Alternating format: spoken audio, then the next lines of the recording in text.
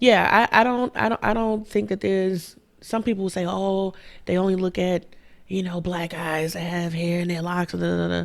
I mean, you can see a white guy with locks, and if it looks unfamiliar to you, you're gonna think the same. You're gonna Yeah, feel the same way. probably. Probably. You're gonna feel the same way.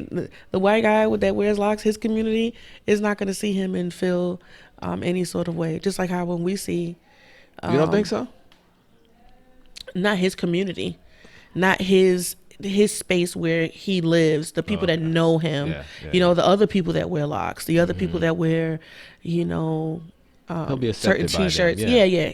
That's say his community, not necessarily his neighborhood, but community meaning the people that surround him and know him and are intimate with him to some degree. Hmm. Yeah. So I mean, the thing is that I would love to, dispel all the negative connotations that go along with locks. The thing is that it's a process. Hmm. We have to uneducate, re-educate, Re-educate. and then we have to set standards. You know what I mean? And those things have to be practiced, and that means that takes time. There's a lot that can be done. There's a lot that needs to be done, and there are going to be a wide variety of things that can be done and will be done. But if we create that standard, we'll be able to um, keep a hold of things and make sure that once we do something, we know what identity goes We along with control it. the narrative Yeah, around it. you definitely will be able to control the narrative. Right. Like if someone says, well, "Why do people wear their hair that way?" or "Why does somebody's hair look like that?" If you don't know why your daughter hair looks the way that it does when she wakes up in the morning, you're probably not going to be able to tell someone what this gentleman hair looks Right. like, why his hair looks that way. That's why I have the the texture recognition theory, Hmm. the class, to educate us on not just the way our hair looks, but the way it behaves. Okay. You know what your hair looks like in the morning, right? If I had hair, yeah. Well, I mean, you have hair. You know what it looks like, right? Right. And if you want it to look a different way, wetting it may make it change, Hmm. or drying it or putting something on it or Hmm. braiding it, all these different things. You know how to treat it if you want it to look a certain way. Right. So you have to understand the hair and the way the hair behaves first. So things like that, you know what I mean? And that's And the kind of stuff you everyone, focus on in your classes, your yes, courses. yes. Yeah, we focus on the way the hair behaves and how to manage the hair so you can get the expected result, the requested result. As a stylist, you want to know what you're doing. You don't want to say, oh, we're going to just put these coils in your hair and just see what happens. And that's just like, I mean, if you hired a landscaper, right? Would you hire a landscaper that says, "Oh, I'm just gonna throw these seeds around down here and just let's just see what happens"? No, we know the seed is dropping seeds. Putting not even dropping them, but planting the Right. seeds Yeah. is the first step. So if you hear someone that says, "I'm just gonna sprinkle these seeds," not grass seeds, but for your flowers and Right. stuff, you'll be like, this person probably doesn't Probably really doesn't. Right. know what they're doing. And they shouldn't be calling themselves a professional. You know what I Hmm. mean? That's exactly the way I see when it comes down to locks and locticians, natural hair care specialists, so on. Okay. So I'm glad you brought up the whole. This person probably doesn't know what they're doing. So in my experience as a trainer over the years, I've come to see a lot of stuff, noticed a lot of things in the industry, and what I found is that anyone can call themselves a trainer, and that hurts the industry because somebody like myself who's worked hard to get to where they are, educated myself, had the experience, the professionalism, all this stuff, got to where I have my own facility. Anybody can go and call themselves a trainer and charge people half the price of what I would be, what I would have to charge them to earn a living. And then they have, because they don't know what they're doing, Right. put this person at risk for injuring themselves or giving all trainers a bad name. Yep. That has hurt the industry. Now, do you see that as a problem in the hair care industry? Yeah, absolutely. In all business, I see that in so many different things. But yeah, that's exactly what I was talking about earlier. Someone says I'm a cosmetologist. Cosmetology, and just to put it in layman's terms, right? You basically go to school to learn how to apply chemicals to someone's hair safely. You just want to make sure the hair is not disintegrating off the scalp, Right. right? But the the things that have to do, and mind you, these are mannequins. Eventually, um, they wind up working on regular people that come to the door, student discounts, Yeah. services, stuff like that. Not saying that all cosmetology schools don't teach you how to work with natural hair, but most of them don't. It's not necessarily something that's seen as value at this point in time.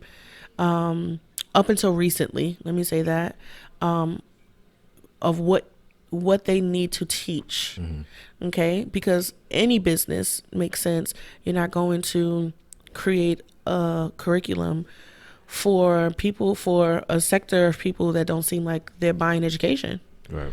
Or if people don't want to work with, why would I teach people how to learn how to change tires if no one wants to learn how to change tires? Or when somebody does change the tire, it doesn't cost very much. So are you saying, since everybody's wearing weaves and wigs, nobody wants to? They'll implement things into right. Yeah, they'll implement classes like little elective courses to teach how, to educate on how to do weaves and stuff, right?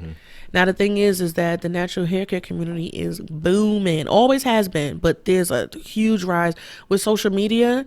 I think it has allowed people to give each other permission to wear their hair in a natural state, and for people to see how beautiful it is.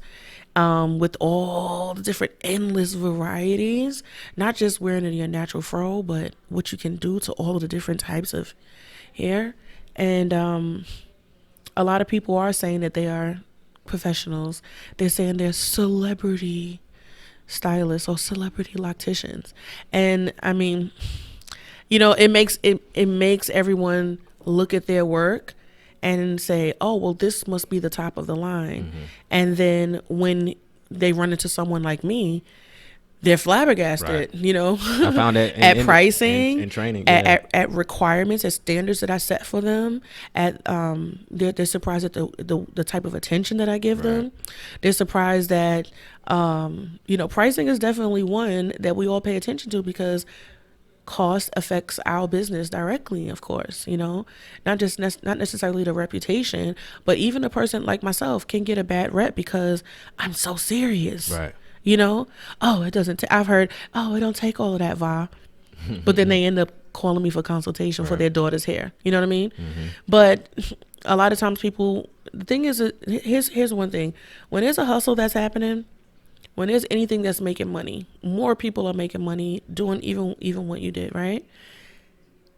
People feel like, oh, I can do that. They see the images and they say, I can do that. What they don't understand is all of the education that goes behind it. Yeah. And then it waters down the whole industry. And then the people that actually are really good, because they have high standards, right? And they have a high level of integrity, and their prices are set to the value of their business, it can actually create a crazy lean in all of the businesses, because there are a few hustlers, out there. And that's really what they're doing. They're hustling. Yeah. They're hustling. And the thing is that they're taking advantage of people. And guess what we have to do? After they spend a whole bunch of money, you save $50 here. You injure yourself. Right. Now you have to go to the hospital or rehab. And now they are requiring you to have a trainer. Now you end up back at my door.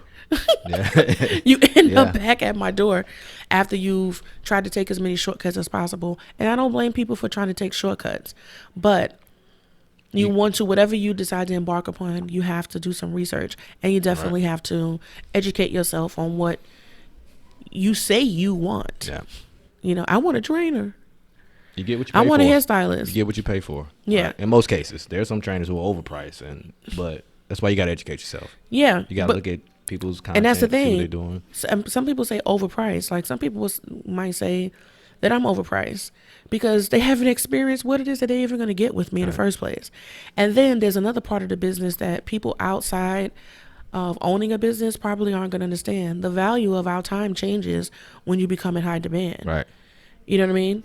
And that's basically something that they probably have no idea of why that happens. Right. Like myself, my time costs different than what it used to when I first opened almost 10 years ago. Right. How many times have you raised your price over the years?